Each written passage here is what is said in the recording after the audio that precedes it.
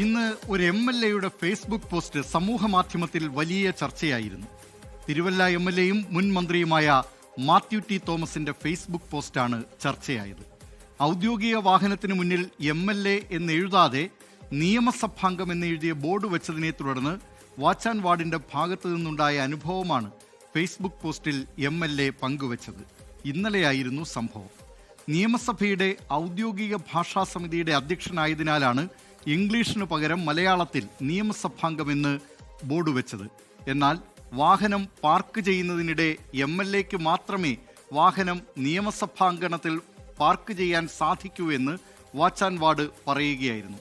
ആ Facebook post ഒന്ന് വായിക്കാം. ഞാൻ 2018 മുതൽ ഉപയോഗിക്കുന്ന കാറാണിത്. 2.25 ലക്ഷം കിലോമീറ്റർ ഓടിക്കഴിഞ്ഞു. ഇന്ന് നിയമസഭയിൽ ചെന്ന് പാർക്ക് ചെയ്യാൻ ശ്രമിക്കുമ്പോൾ എന്നെ അത്ര പരിചയമില്ലാത്ത ഒരു വാച്ച് ആൻഡ് വാർഡ് ഡ്രൈവർ സീറ്റിലിരിക്കുകയായിരുന്ന എന്നോട് വളരെ വിനയത്തോടെ പറഞ്ഞു, ഇവിടെ MLA-മാരുടെ വാഹനങ്ങൾക്ക് മാത്രമേ പാർക്കിംഗ് അനുവദിക്കൂ. നിയമസഭാംഗങ്ങളുടെ വാഹനങ്ങൾ പാർക്ക് ചെയ്യാൻ പറ്റില്ലേ എന്ന എൻ്റെ ചോദ്യത്തിന് ഉടനെ മറുപടി വന്നു, MLA-മാരുടെ വാഹനം മാത്രമേ പറ്റൂ. MLA എന്ന് ഇംഗ്ലീഷിൽ എഴുതിയാലേ ഒരു ഗമയാവൂ എന്ന് പലതവണ എൻ്റെ ഡ്രൈവർ വിഷ്ണു പറഞ്ഞിട്ടുള്ളത് എത്ര ശരിയാണെന്ന് ഇന്ന് ബോധ്യപ്പെട്ടു. നിയമസഭയുടെ ഔദ്യോഗിക ഭാഷാ സമിതിയുടെ അധ്യക്ഷൻ കൂടിയായ ഞാൻ ഇതിങ്ങനെ പോട്ടെ എന്ന് തീരുമാനിക്കുന്നു. ഏതായാലും ആ ഫേസ്ബുക്ക് പോസ്റ്റ് അവസാനിച്ചു. മലയാളികൾ ഭാഷാ മൗലികവാദികളല്ലാത്തതുകൊണ്ട് നമ്മൾ മറ്റു പല ഭാഷകളിലെയും വാക്കുകളും നമ്മുടേതാക്കി മാറ്റിയിട്ടുണ്ട്.